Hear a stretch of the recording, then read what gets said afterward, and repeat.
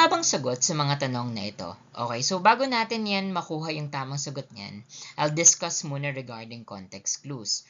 Dahil alam ko na hindi naman lahat mga avid readers. Tatandaan nyo na ang pinaka-best way pa rin na para makuha ang mga vocabulary questions ay alamin nyo kung ano ang meaning ng salita. Pero dahil hindi naman mga active readers ang mostly, kailangan natin mag-rely sa context clues. Ano nga ba ang context clues? Tatandaan nyo na ang context clues ay mga salita or mga hints or suggestions sa isang sentence. Kumbaga siya yung mga guide nyo sa isang sentence para makuha nyo kung ano yung meaning ng mismong salita. Okay? Yun po yung tinatawag nating mga context clues. They're clues basically.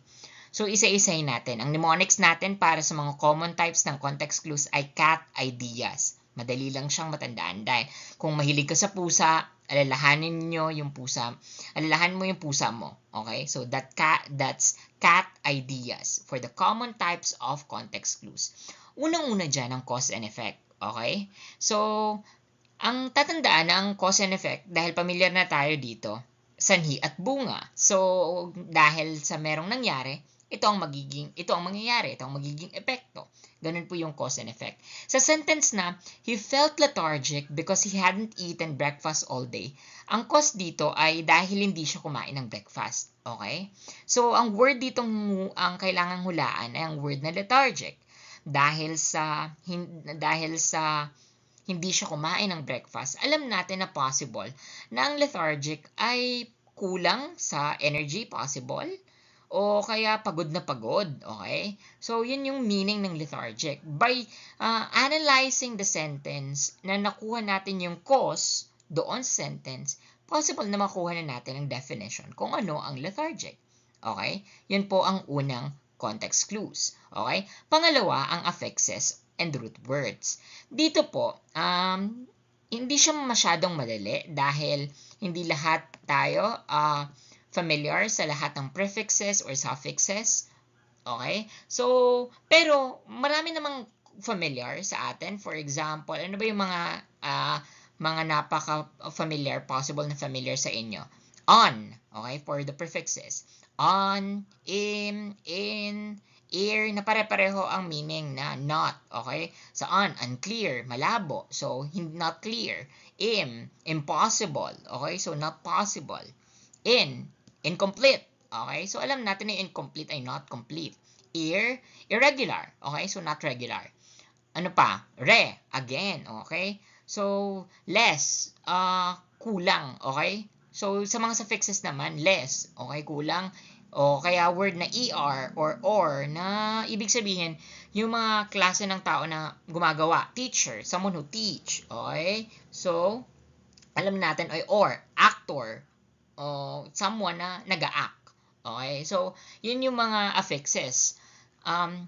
Gaya ng example ko kagabi na regarding cacophony, actually gumagamit yon ng prefix dahil yung kako galing sa kakos na Greek na meaning bad. Okay? So, yon, mahirap siya dahil hindi lahat na words alam natin yung mga prefix and affix, ano yung meaning ng mga prefix and affix. Pero nakakatulong siya. Okay? So, sa example dito, the scientist was preoccupied with her research. Dito ang word is preoccupied. Alam natin na ang pre ay ano ang meaning ng pre? Okay? So, that's before. Okay? Before. At ang occupied, alam natin na busy. Okay? So, preoccupied.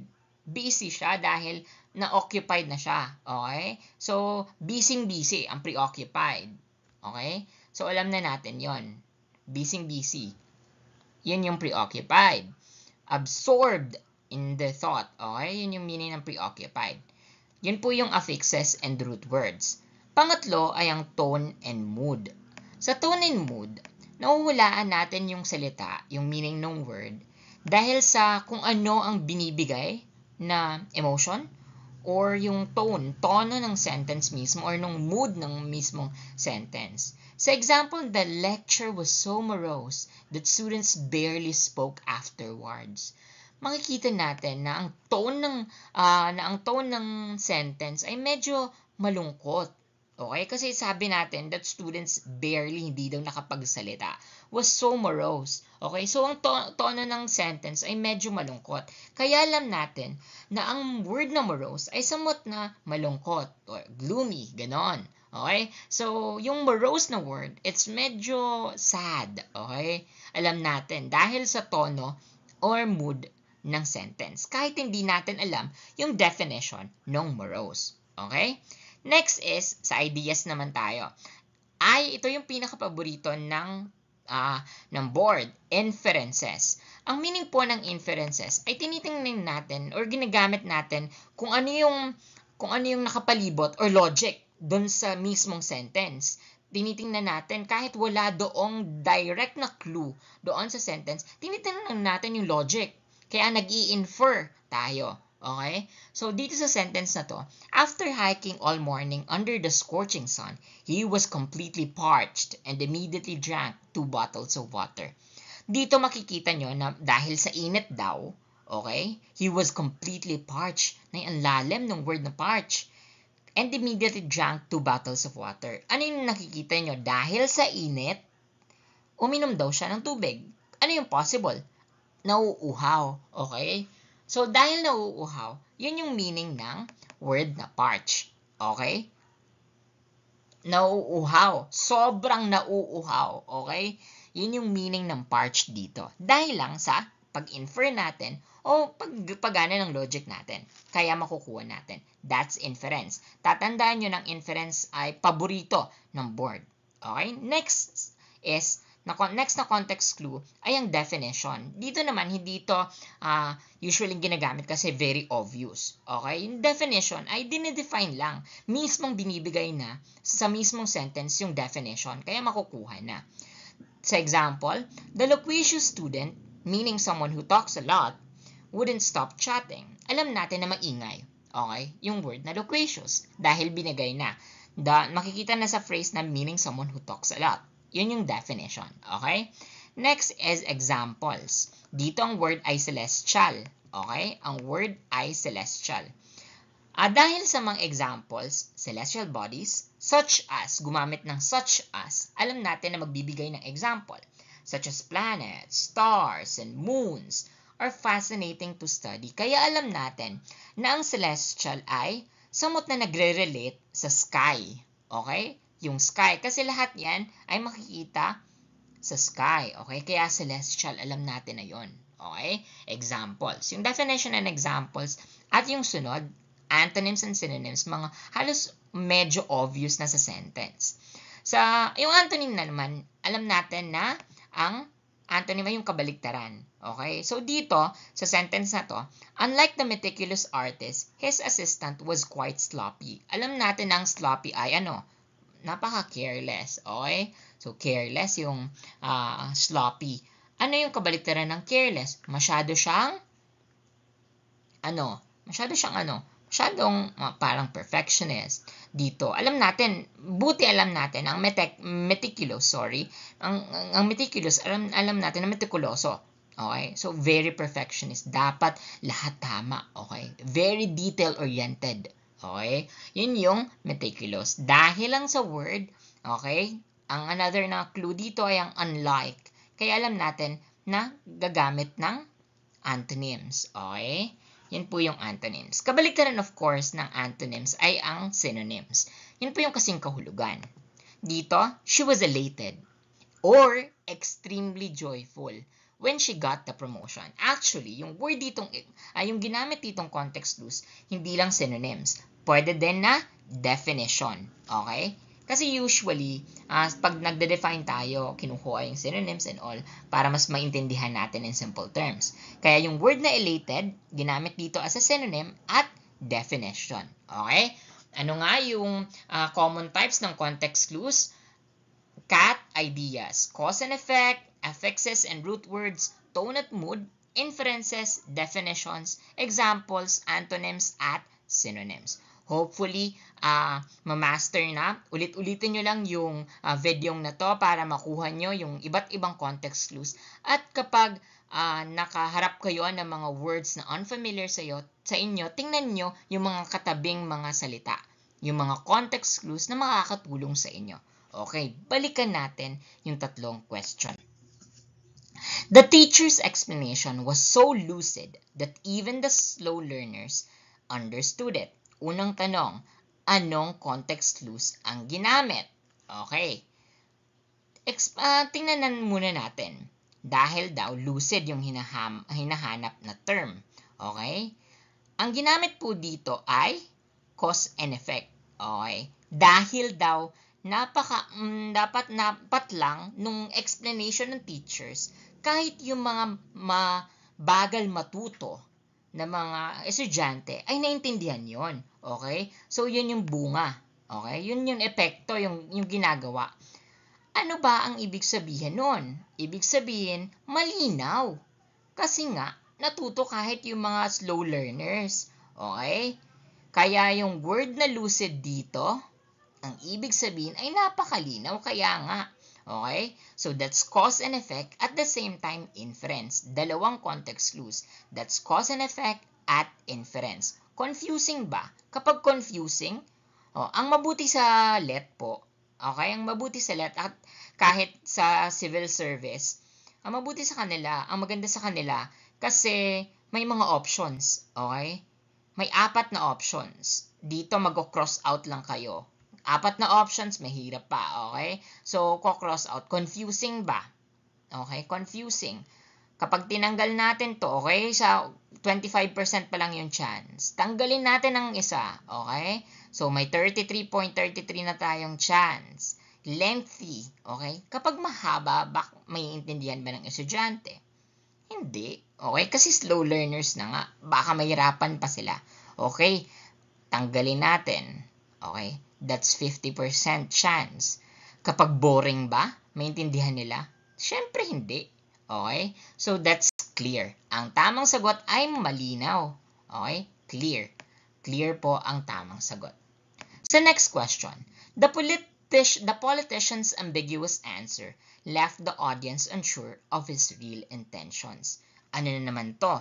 Inference na naman to at cause and effect. Okay? Ano yung bunga muna? Kasi yung sagot daw nung politician ay hindi na alam ng audience kung ano talaga yung real na intentions nung politician. Yun yung naging epekto. Kaya alam natin, dahil gumamit din ng unsure na word dito, hindi sure. Okay? Yung prefix na un. Okay? Not. Okay? Not sure. Okay? Iniwan daw yung audience na unsure. Hindi sure yung real intentions. Ibig sabihin, yung word ay medyo negative. Okay?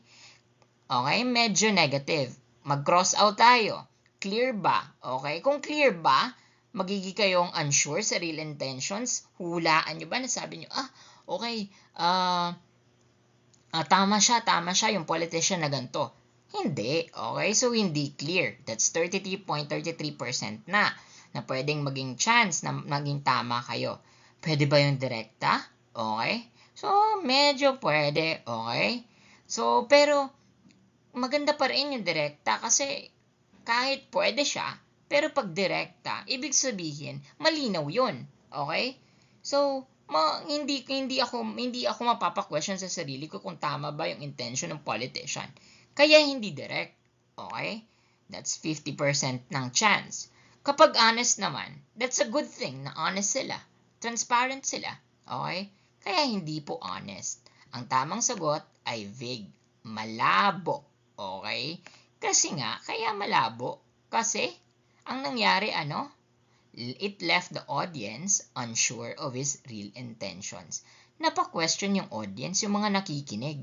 Kasi malabo yung naging sagot. Okay? Hopefully, nakukuha nyo na kung paano gumagana ang mga context clues. Last question natin. His apology sounded perfunctory.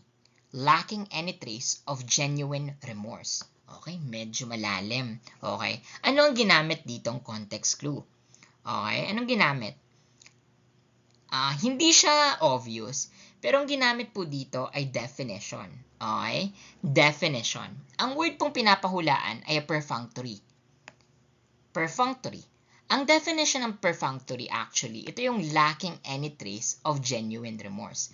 Ang problema, kapag hindi mo na nga alam yung perfunctory, hindi mo pa alam yung remorse. Yun yung mahirap. Kasi dalawa ng word yung hindi mo alam. Okay? Isa-isahin natin. Ano ba yung binibigay ng sentence? Kasi hindi lang po definition. Ang isa pa ditong context clue ay yung mismong tone or mood ng sentence. Apology. Nagbigay daw ng apology. Okay? Nagbigay daw ng apology. Pero, kulang. Okay? Kulang, lacking, any trace of genuine remorse. Yung genuine, totoo. Okay? Totoo. Kulang daw ng totoong, ano kaya yung remorse? Okay? Kasi nag-apologize siya, pero kulang daw yung totoo. Okay? So, kahit hindi ko alam yung remorse na word, meron naman akong ibang other word na alam ko. Nag-sorry daw, tapos kulang yung totoo na patlang. Okay, alin nga ba ito? Okay, dito tayo pipili sa apat na options kapag ganito ang nangyayari. Sincere at heartfelt nga ba ang per word na perfunctory? Okay? Kung may kulang, hindi ibig sabihin nun positive na. Okay? Since yung mismong sentence, may kulang nga. Okay? Kung okay siya, kung positive yung word na perfunctory, ibig sabihin hindi positive. Kaya hindi yung sincere and heartfelt. Okay? Kasi hindi yun magsasound as perfunctory. Okay? That's logic. That's inferencing din. Okay? Long and detailed. Ito medyo mahirap. Kasi kasi possible na ito yung sagot. Kasi yung word na perfunctory, kung hindi natin alam, possible na neutral lang yung definition niya. Ang long at detailed, medyo neutral. Hindi, tayo lang naman ang pwedeng magsabi na negative siya. Okay? Pero, tatandaan, analyze nyo ng sobra yung sentence. His apology sounded perfunctory, lacking any trace of genuine remorse. Anong iisipin nyo? Kapag mahaba ba yung sentence, pwede pa bang magkulang? Hindi, kasi nga mahaba na. Okay? Pwede pa bang yung magkulang? Hindi. Kasi nga mahaba na, possible na kumpleto na yun sa sa mga detalye. Okay? Kaya hindi pwede yung long and detailed. Okay? So that's 50% na lang. 50% na chance na tama kayo yung makuha nyo. That's quick and careless at emotional and dramatic. Okay, emotional and dramatic. Bakit nga ba possible na emotional at dramatic din? Kasi possible na tama naman. Kasi merong emotion at overly dramatic. Okay? Pero nga dito sa sentence, totoo. Okay? Ang kinukuha yung genuine, yung totoo. Possible man sa dramatic na maging totoo at emotional?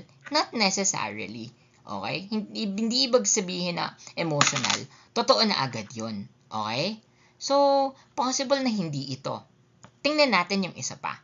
Quick and careless. Okay. Dito natin pwedeng makuha yung tamang sagot. Okay? Kasi word na lacking. Kulang. Kapag mabilis at very careless o wala man lang na ka-emotion o parang kumbaga hindi sincere kapag careless. Pwede bang magkulang? Pwede bang magkulang? Pwede. Kaya ang tamang sagot dito ay quick and careless. Kahit na sabihin natin na emotional and dramatic, mas logical sa sentence ang quick kasi mabilis. Kasi lacking. Okay? Yun po ang tamang sagot dito. Okay? Sa dalawa, ang mas tamang sagot ay quick and careless. Okay? Kasi po, yun nga, sabi ko, lacking, kasi mabilis ka, pwedeng makumulang. at careless ka din, okay? Ang emotional and dramatic pwedeng maging neutral. Ang hinihingi ng sentence ay negative actually. Yung emotional and dramatic ay medyo kind of neutral pa. Pero ang quick and careless sa definition ng sentence ay negative. Ang hinihingi ng sentence ay negative. Kaya hindi po emotional and dramatic. Yun lang po. I hope natutuhan nyo ang iba't ibang klase ng mga context clues. Laging tatandaan, cat ideas. Okay? Ako po ulit ito si Sir Justin na nagsasabing okay lang magkamali basta wag lang paulit-ulit na magkakamali. Yun lang po. Salamat!